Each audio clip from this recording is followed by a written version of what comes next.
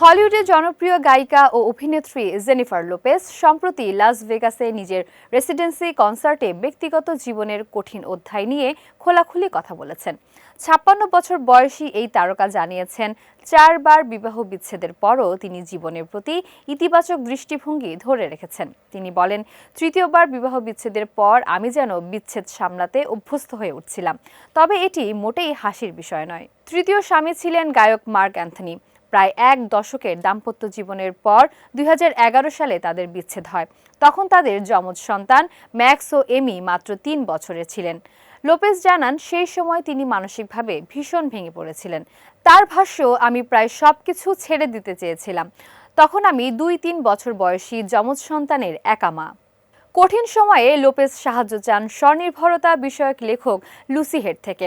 Lucy হে তাকে বলেন, তুমি তো নৃত্যশিল্পী, তাই না? যখন নাচ শিখতে গিয়ে ভুল করো, তখন কি করো? লোপেজ জানান, তিনি চেষ্টা চালিয়ে যেতেন যতক্ষণ না ঠিকভাবে করতে পারতেন। হে বলেন, ঠিক তাই জেনিফার, সবসময় নাচতে থাকো। এই উক্তি তাকে জীবনের কঠিন সময়ে এগিয়ে যেতে সাহায্য করেছে।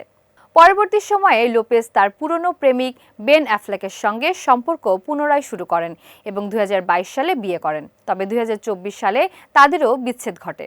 কনসার্টে উপস্থিত দর্শকদের উদ্দেশ্যে লোপেজ বলেন, অতীতের সিদ্ধান্ত নিয়ে কোনো অনুশোচনা নেই।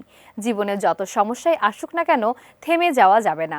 যাই ঘটুক না কেন, জীবনের নাচ চালিয়ে যাও।